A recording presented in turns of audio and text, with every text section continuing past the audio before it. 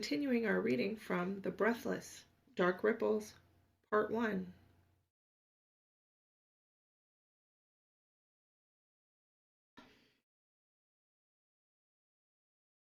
Chapter 4, Step by Step. It's wonderful, truly. Greg smiles and laughs and desperately craves a cigarette. 2 more years have swept by, so filled with unrelenting work and stress that Greg can hardly believe the time is gone. During the days, he's remained on a somewhat regular patrol shift. Shoehorned around that, he's attended lectures and hands-on coursework in early mornings and evenings, with late-night study sessions at home whenever he could fit them in. His wife has been supportive for the most part, helping him with quiz materials and hiding most of her instinctive revulsion at the gory photographs of corpses and blood spatter. She's put on a cheery smile and fixed him gourmet-level packed lunches, hardly even complaining about his lack of spare attention to lavish upon her in return. On the day that Greg completes his final evaluations and is issued his new warrant card, it feels like he's lifting his head above a thick bank of smog and looking around himself for the first time in ages. He's just passed his 30th birthday, and he's been made detective constable at last. His tireless work has paid off with a direct placement into homicide and serious crime, which had been his first choice of department. He's proud of himself, fleetingly, when he remembers to think about it. Before he begins his first full week at Scotland Yard, though, he's promised Nadia a short holiday. She insists that he needs the break as much as she does, and he's still feeling too shell-shocked to find any reason for disagreement. The August heat in Majorca is intense. They find lounge chairs on the beach below their resort and stretch out side by side in their swimsuits. Nadia has a hat with a wide, floppy brim, a chilled bottle of fruit juice, a tote packed with towels and sun lotion, and a cheap paperback sporting a buff male model on its cover. Greg has cheap sunglasses and an aching desire to shut off his brain, and nothing more. "So, your schedule should be easier, shouldn't it?" asked Nadia, breaking the comfortable silence. Greg grunts, non-committal. "It's bound to be. Less hours, certainly. But, it likely won't be predictable. It'll change week to week, and sometimes there'll be late nights." He shifts and settles himself deeper into the lounger. "I suppose that's all right." In the silence that follows, he slowly registers the note of uncertainty he'd heard. He tips his head to the right to face her, but doesn't open his eyes against the sun's pounding weight. "All right." I worry. You've been under so much stress, love, and I worry that your episodes might come back." Greg's eyes pop open and instantly water in the brightness. His wife's pale form shimmers through his tears. Beneath the shade of the hat, her face is a dark smear. "My episodes," he parrots dumbly. "Yes?" The shadow line tilts to one side. Greg imagines an affectionate and teasing expression, but he can't clear his vision quickly enough to be sure. She continues, "Those times when you drop everything and run to the loo, gasping like a fish out of water, and then you come back acting like it didn't just happen?" "It's nothing." "Nothing is a touch of athlete's foot, maybe, or a pimple on your back. Nothing is when I have my period pains. Nothing is getting yourself a sunburn. You should really put something on before much longer." "Leave it, I'm fine," he mutters, levering himself up on an elbow and throwing up a hand to stop her digging into her bag. "And the other, it's not stress. It hasn't happened in a long while, for one thing. Wouldn't you say I've been stressed lately?" "Well, obviously." "Damn right I bloody have been. And I haven't lost my breath once in the past year, now have I?" "Thank goodness for that," he adds silently. Ever since he'd managed to draw the headmaster all the way across the school campus in time to witness Sherlock's brutal treatment at the hands of his bullies, the frequency of the ripples had sharply declined. He'd still dealt with 1 or 2 incidents in the most recent school term, but nothing had taken place while he'd been at home. Nadia makes a short, irritated noise and picks up her romance novel. "Fine, since you clearly don't want to talk about it." "I'm sorry, love, but I really, really don't," he answers. They both lie back on the loungers. and Greg sighs softly as he tries again to relax under the press of the heavy Spanish heat. He can sense Dia's discontent, even with his eyes shut. After a moment, he flips his hand out into the space between their chairs, palm up and open, and waits. It's less than a minute before she gives in, taking his hand, and the knot of tension between his shoulder blades begins to ease at last. Time passes. Sherlock is going to be finished with secondary school this term.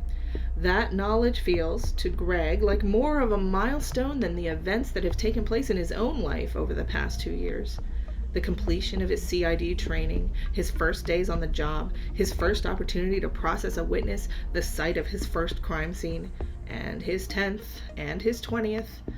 The pub night his fellow officers dragged him out on to celebrate his first anniversary at the Yard. They've all been memorable in their own ways. Nevertheless, he still finds himself thinking of Sherlock's life more frequently than his own, an automatic reflex in thoughtful moments, whether his mood swings to the good or the bad. Greg knows that the kid is safe. There's been practically no ripples in the past 2 years. That doesn't reassure him as much as he figures it should. Yes, he's pleased at the thought that his charge has survived childhood and apparently grown out of the ridiculous risk-taking, but he feels unexpectedly empty when he realizes that his years of constant watchfulness may be at an end. Without the element of danger in Sherlock's life, a familiar spark goes missing from Greg's. He takes up smoking. Not on purpose. At first, it's just something he falls into when he's out with the guys after work. But something about filling his lungs with smoke is a strange comfort. He feels less alone in his head when he's coughing. One April night, very late, a ripple wakes Greg and sends him stumbling quietly out into the hall, careful not to disturb his sleeping wife. The vision coalesces slowly, sinking him down into the airless depths in a way that seems oddly gentler than usual. When it resolves, it shows him Sherlock sitting alone in a study room. He's taller than when Greg saw him last and less scrawny, holding himself with a self-aware grace that seems new and fragile. Greg eagerly soaks in the sight of him, even as he searches automatically for clues to the situation. The young man has no books or other study materials. He's simply staring into space, expressionless and silent. Greg hovers, confused, waiting for a clear sign of danger. None appears. "What's wrong, kid? How can I help?" Of course, there is no response. In all these years, not once has Greg been able to connect directly with him. He presumes it's an unwritten rule of their mysterious link that the protected should remain entirely untouchable, never aware of his invisible lifeline. Searching the dormitory, quick and determined, Greg seeks out one of the nicer boys he remembers. Tall, with pale ash-brown hair, brisk and persuasive, but never violent. He's pushed this classmate to break up fights before. It's been quite a while, and this youth's appearance has changed somewhat as well, but it doesn't take long to find him.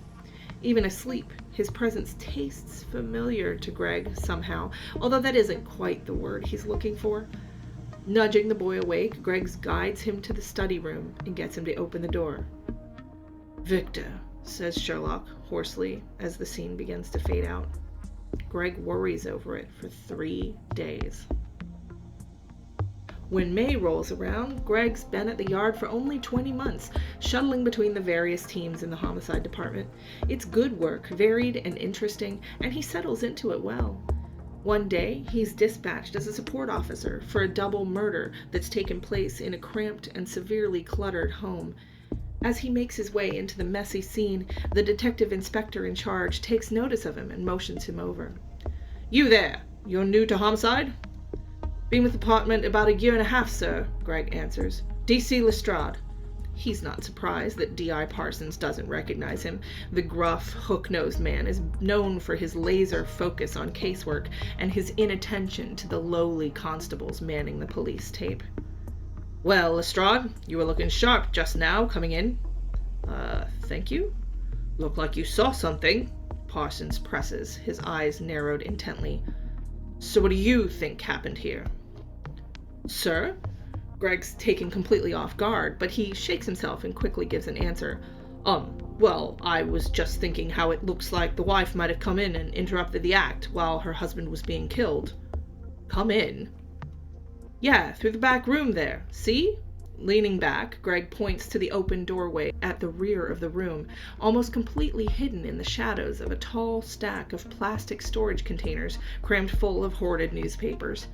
It isn't the main egress to the rest of the house, but the position of the woman's body seems right for it.